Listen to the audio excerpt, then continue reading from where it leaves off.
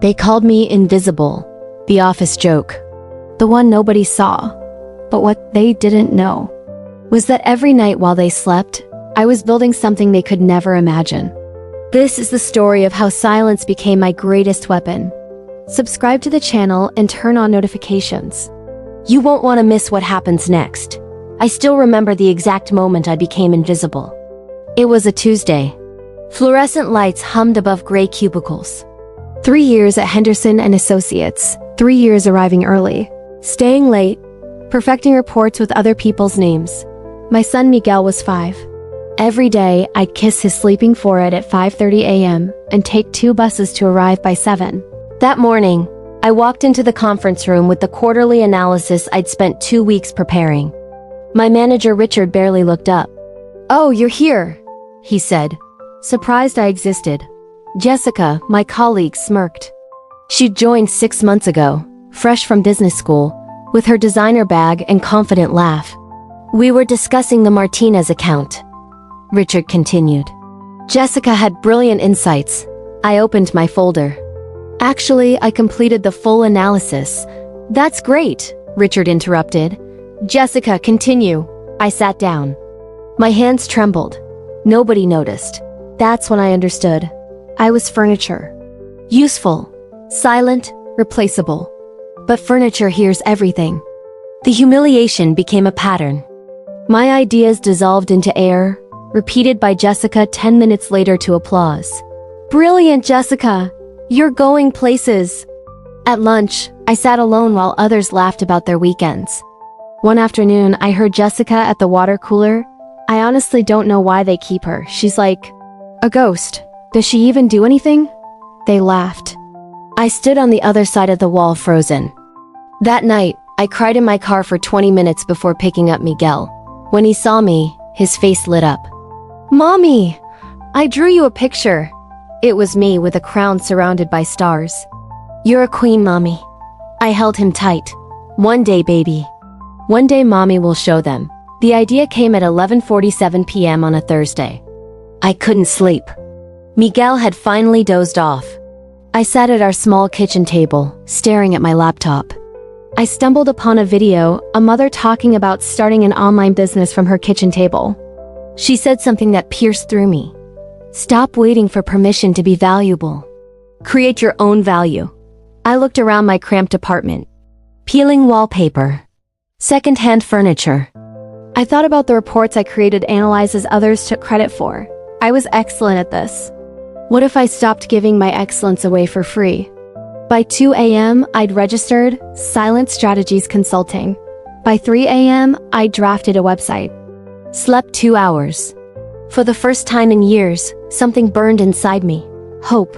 I became 2 people. By day, invisible. By night, someone else. After Miguel slept, I'd open my laptop and transform into the consultant I'd always been. I started small. 3 small businesses, desperate enough to take a chance on someone with no reputation. First client, family bakery struggling with inventory. I charged $200, 3 nights working until 2 a.m. Delivered a strategy that saved them $15,000 in the first quarter. They cried thanking me. Word spread. Second month, 5 clients. Third month, $1,500 extra monthly. At work, Jessica got promoted. I smiled and congratulated her. Nobody asked why I looked so tired. Nobody saw the fire in my exhausted eyes. One morning, Jessica was sitting in my cubicle. "Richard needs the Patterson report by noon. Told him you'd handle it." She paused. "You really should take better care of yourself. You look exhausted. Everything okay at home?" "I'm building an empire while you sleep," I thought. "I'm fine," I smiled. I opened my laptop. 2 windows, Patterson report and an email from a potential client offering $5,000, my biggest contract yet. Hands trembling, I accepted. At lunch, I heard Jessica. "She's sweet, but no ambition, you know? She'd probably be in that same cubicle for 20 years. They laughed.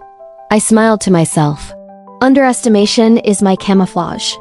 Comment invisible if you've ever been dismissed at work. I want to know you're here with me. I was sleeping 3 hours a night. Body on autopilot by day. mind calculating strategies. Miguel started asking, "Mommy, why are you always on the computer?" Guilt weighed heavy. One night, I fell asleep at the kitchen table. Miguel found me at 6 a.m. "Mommy, wake up. You'll be late. Is this worth it? Am I sacrificing too much?" That afternoon emergency meeting. "We lost Cardenas," Richard announced. Strategy was outdated. He turned to me. "You, what would you have done differently?" I spoke. Complete repositioning strategy. Silence. Where did this come from? Just thought of it. Jessica, pale, cornered me after. "Don't get cocky. One idea doesn't change anything." "You're right," I replied calmly. I looked at the woman who'd mocked me for years. "Please," she added, painfully. I had two choices. Stay invisible and let her fail, or show them exactly what I was capable of. I chose option 3. "I'll help you. On one condition." "What?" "My name goes on this presentation. In front of the client." Her pride wrestled with desperation. "Fine." We worked all night. I pulled out every strategy I developed over 3 months. By 4 a.m., we had something extraordinary. Where did you learn this?" I closed my laptop. "I've always known this. You just never asked." At the pitch, Richard introduced us. Jessica, our senior analyst, and her assistant. Before Jessica could decide, I spoke. "Actually, I co-led this pitch. My name is Elena Reyes." Silence. The client, Margaret Chen, looked intrigued. "Well then, Elena Reyes, let's see what you've got." I stood up. 45 minutes later, I stopped being invisible. I presented like I'd been preparing my whole life, because I had. Every ignored idea was training. I showed data, psychology, vision. Margaret Chen studied me. "How long have you been with Henderson, Elena?" 3 years. "Current position?" "Junior analyst?" Eyebrows raised. She looked at Richard. "Junior for 3 years?" "That was exceptional," she interrupted. "Some of the most innovative strategic thinking I've seen in 20 years. She stood, extended her hand. "You've got the account. But I want her leading. Not as assistant, as lead consultant." The room went cold. Jessica went pale. Richard stammered. "That's my condition. Otherwise, I'll find another firm." She handed me her card. "Call me tomorrow, Elena." She left. Chaos. Richard called me in with Jessica present. "What was that?" "I did the work. You embarrassed us," Jessica cut in. "Richard, we can't restructure because a client asks. So you're declining the $500,000 account?" Silence. "We'll make it work. In a support capacity." "She asked for me to lead," I corrected. Jessica laughed. "One good presentation doesn't.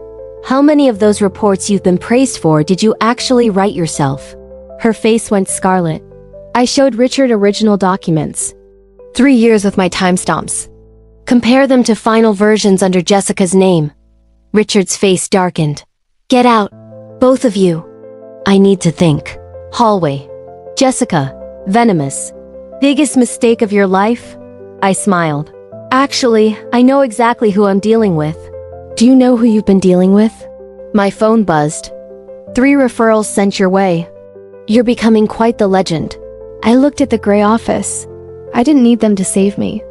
I'd already saved myself. Next morning, Richard alone. "I reviewed your work. 3 years exceptional." "We didn't see it." He paused. "I'm offering a promotion. Senior consultant. 40% raise. Your own team. Everything I'd wanted 3 years ago.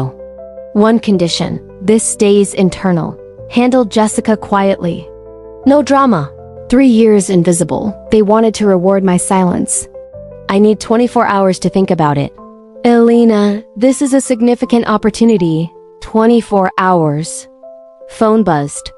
"Margaret, would like to discuss bringing you on as independent consultant. Multiple projects, significant contract. 2 paths. Safety with belated recognition, or risk with self-earned respect." I thought of Miguel, the kitchen table, the woman I'd become. I knew what to do. That evening, Miguel. "Mommy, you're smiling." Something scary is about to happen, baby. But it's good scary. Like a roller coaster? Exactly. After he slept, I sat at the table. 2 emails. Richard, thank you for the offer. I'm declining. I resign effective 2 weeks from today. Margaret, I accept your consulting offer. Let's build something extraordinary. Finger hovering over send. Safety ending. Possibility beginning. I thought of every humiliation.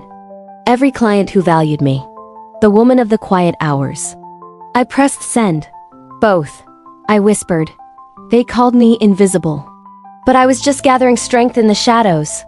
The office erupted when Richard announced my resignation. Jessica. She's leaving? Richard handed her a folder. Projects Elena led redistribute them. 23 major projects. 15 clients. 7 revenue streams. This can't be right, Jessica whispered, pale. But it was. Final 2 weeks, people saw me. Colleagues asked questions. Juniors sought advice. Jessica, I underestimated you. That was my mistake. Not an apology, but acknowledgement. Last day, Richard. Are you sure? I can offer better terms. I'm sure. Starting my own consulting firm. 6 major clients lined up. When did you ... Been building it for 6 months. At night, while everyone thought I was doing nothing. He understood. You played us. No, you ignored me. I just stopped waiting for you to notice. I walked out at 5 p.m. Friday. Same lights, same cubicles. But I wasn't the same. I was the woman who learned to see herself. 6 months later, 15 clients. Revenue exceeding an entire year's salary. Better home. Miguel with his own room. When he asked why I worked, I showed him, this is mommy's company. I built this. You built a whole company? I did. Are you a queen now? Better than a queen, baby. I'm free. Richard called. Proposition. Henderson wants to hire silent strategies. 6 figures. Send details. I'll review and get back to you. Just like that? I'm a business owner now, Richard. Everything gets reviewed professionally. The invisible woman now too valuable to ignore. At the park, a woman asked how I got started. I looked at Miguel, golden light, the life I'd built. I got started by believing in myself when nobody else did. 2 years later, 23 employees, mostly women, mothers, overlooked ones. I specialized in hiring the invisible. Email arrived. Miss Reyes, my name is Jennifer Santos. I was recently let go. I'd like to apply. Jessica. Who mocked me. I could delete it. Or respond with the grace I wished someone had shown me. Jessica, thank you for reaching out. Please submit your application through our website. It will be reviewed fairly. Fair didn't mean guaranteed, but it meant a chance. School assembly. Miguel read his essay. My hero. My hero is my mom. People didn't see how amazing she is. But she didn't let that stop her. She showed me that being ignored doesn't mean you're not important. Just means people aren't looking in the right place. She taught me you don't need others to believe in you if you believe in yourself. He looked right at me. Audience applauded. I wiped tears. Ice cream after. It's true. You really are a hero. I looked at this child who watched my struggle. Maybe I am. Because I survived invisibility and emerged powerful. I transformed silence into strategy. I taught him that underestimation is camouflage while you build your empire. They called me invisible, but I never was. I was just saving my light for those who deserve to see it. Now I shine on my own terms. This is the story of how I stopped waiting to be seen. If you've ever been dismissed or underestimated, remember, your worth doesn't decrease based on someone's inability to see it. Silent strength isn't weakness, it's strategy. If this touched you, hit that like button. Subscribe to Echo of a Strong Mother. Comment, have you been invisible too? We don't fight alone. We rise together. Keep building in the quiet hours. You'll be unstoppable.